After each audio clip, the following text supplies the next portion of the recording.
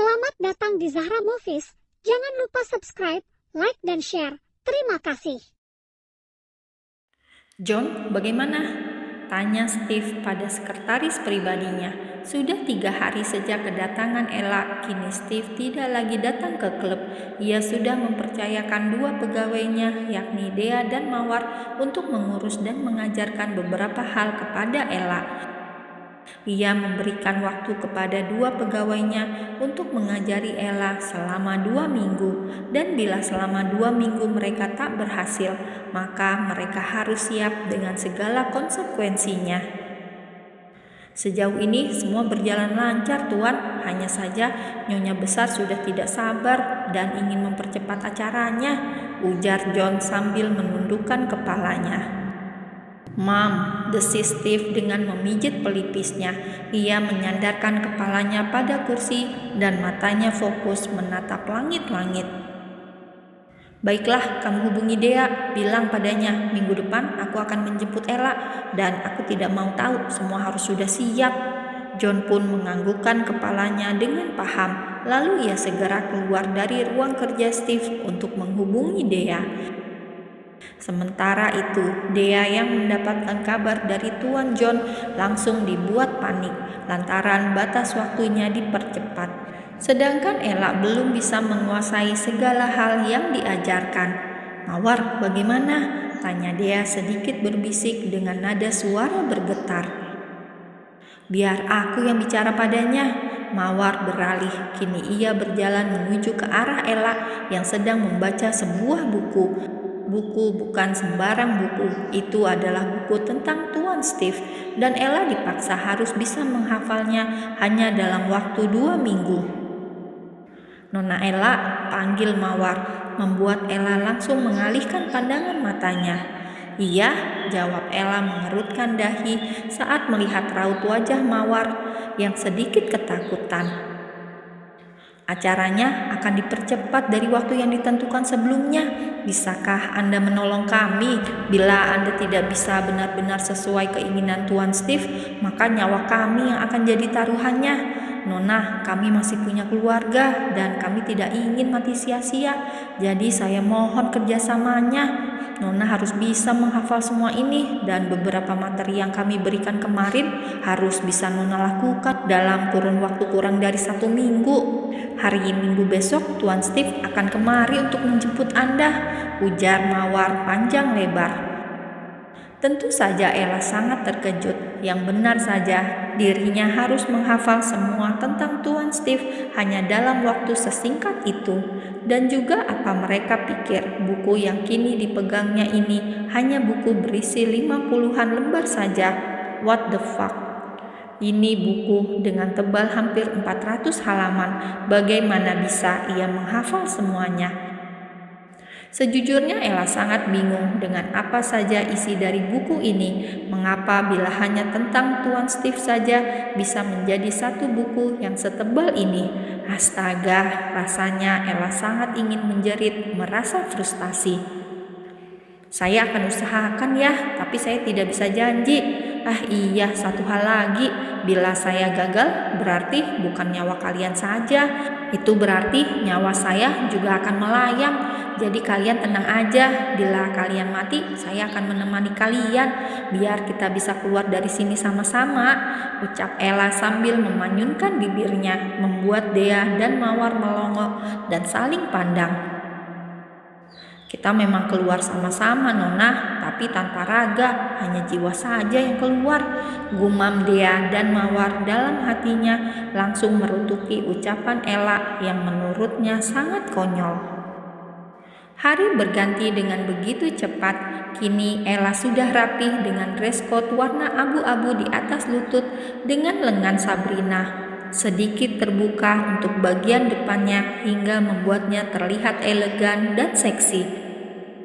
Dengan rambut yang tergerai bebas dan sepatu hak yang lumayan tinggi, Ella menarik nafasnya panjang sebelum akhirnya ia berjalan lenggak-lenggok bak seorang model untuk menghampiri Tuan Steve. Beberapa hari ini Ella sangat jarang tidur, paling ia hanya akan tidur selama 2 atau 3 jam. Selebihnya ia gunakan untuk latihan memakai hak tinggi, juga menghafal buku.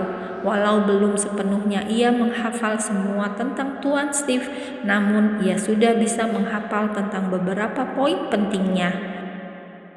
Ayo Ella, kamu bisa. Kamu harus menunjukkan bahwa kamu bukan anak kecil lemah. Kamu harus bisa demi banyak nyawa, gumamnya dalam menyemangati dirinya sendiri. Memang benar banyak nyawa yang harus dia selamatkan, terutama dirinya sendiri dan juga sang bapak. Untuk sesaat, Tuan Steve dibuat terpukau saat Ella datang dengan percaya dirinya dan langsung duduk di sampingnya, membuat beberapa orang langsung terkejut, terlebih Dea dan juga Mawar. Tidak ingin membuat Tuan Steve marah, dengan cepat Dea menarik tangan Ella sebelum akhirnya ia berhasil mendudukkan dirinya di samping Tuan Steve.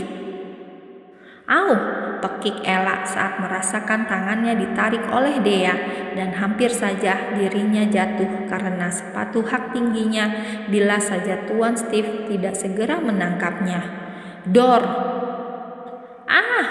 jerit Dea saat merasakan tangannya terkena peluru. Seketika darah langsung mengalir deras di telapak tangannya, dan itu sukses membuat Ella langsung meringis dan menelan salivanya dengan kasar. Tubuhnya kembali bergetar menahan rasa takut. Tangan dibalas dengan tangan, kaki dibalas dengan kaki, dan darah akan dibalas dengan nyawa, ucap Tuan Steve dengan nada suara dingin dan datar. "Ampun Tuan," isak tangis Dea sambil memegangi tangannya yang terus mengucurkan darah segar. Tuan Steve menatap ke arah John, mengisyaratkan bahwa harus mengurus Dea dan lainnya. John yang mengerti arti tatapan itu akhirnya segera membawa Dea dan beberapa orang lainnya segera meninggalkan ruangan tersebut. Hingga kini hanya menyisakan Ella dan Tuan Steve. Maafkan saya." Ella langsung menundukkan kepalanya. Air mata langsung menetes kembali di pipinya. Ketegaran dan kekuatan yang ia bangun tadi kini ambyar sudah hanya dengan suara tembakan dari Tuan Steve. "Aku tidak mau mendengarmu meminta maaf seperti ini. Mulai saat ini kamu adalah wanitaku. Angkat kepalamu dan jangan biarkan siapapun menyakitimu. Bila kamu terluka sedikit pun, akan kupastikan orang itu akan pergi ke neraka," bisik Tuan Steve sambil mengendus leher jenjang milik Ella. "Aku tidak main-main Ella, seluruh tubuh ini adalah milikku, dan bila sampai lecet sedikit pun, jangan harap orang itu akan selamat," bisiknya lagi yang membuat tubuh Ella semakin menegang dan meremang. "I want you." Setelah selesai dengan aktivitasnya, kini Ella langsung dibawa pergi oleh Steve, dan setelah menempuh perjalanan kurang lebih 2 jam, kini Ella sudah sampai di sebuah rumah yang sangat mewah dan megah. Rumah dengan 3 lantai, dengan gerbang yang menjulang tinggi.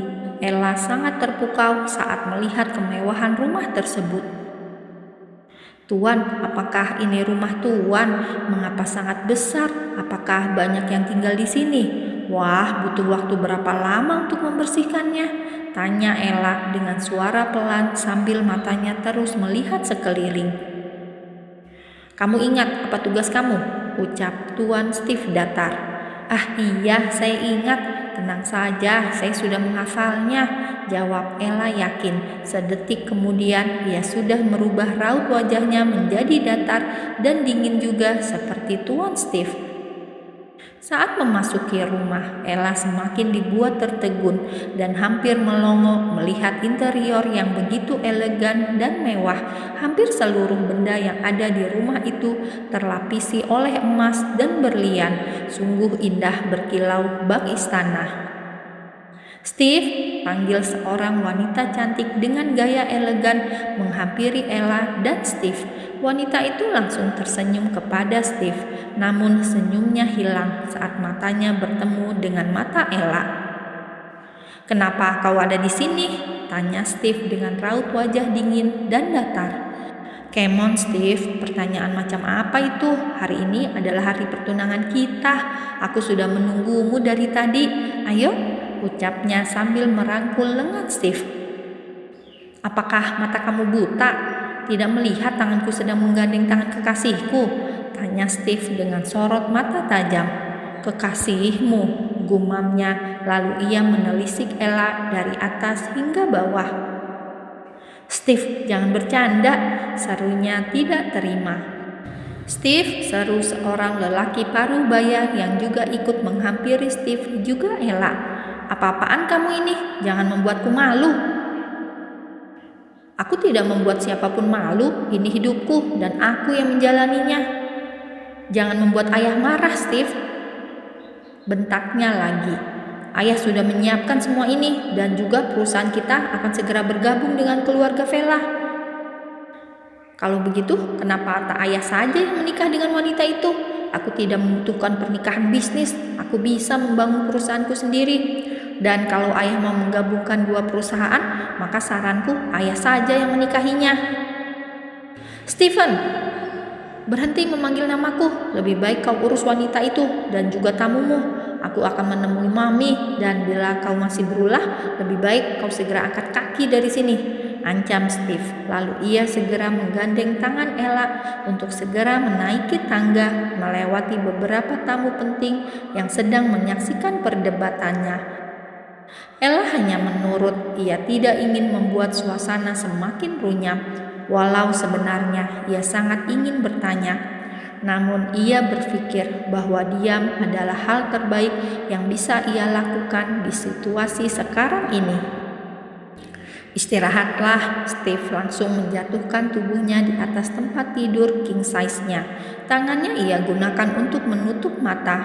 Ella tahu bahwa saat ini bos besarnya tengah mengalami masalah, namun ia juga tidak memiliki keberanian untuk bertanya. Tuan, saya tidur di mana? Tanya Ella sedikit ragu. Steve kembali membuka matanya. Ia menatap Ella yang seperti orang kebingungan. Lalu ia menarik tangan Ella hingga membuatnya jatuh di pelukannya. Tuan, gumam Ella menelan salivannya saat mendengar detakan jantung Steve yang berdetak dengan begitu cepat. Istirahat Daniela Larasati, jangan membuatku... Iya, saya paham. Ini saya langsung merem, potong Ella dengan cepat sebelum Steve menyelesaikan ucapannya. Steve tersenyum tipis mendengar ucapan Ella, sangat tipis hingga tak ada yang bisa melihatnya. Lalu ia juga semakin mengeratkan pelukannya dengan kakinya yang ia timpahkan ke paha Ella, membuat dress yang dikenakan Ella sedikit terangkat.